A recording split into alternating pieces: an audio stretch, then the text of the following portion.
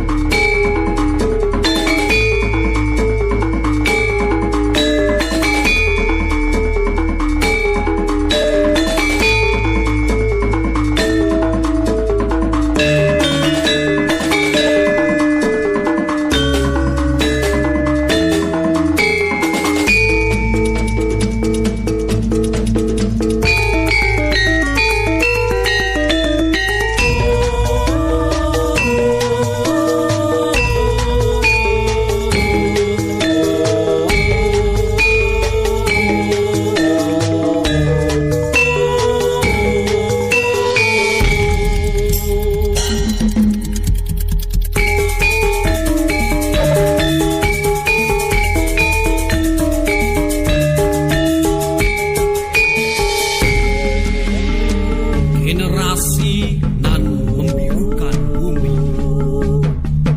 Cinta alam dan tumpah darah. Wahai mulailah satu tekad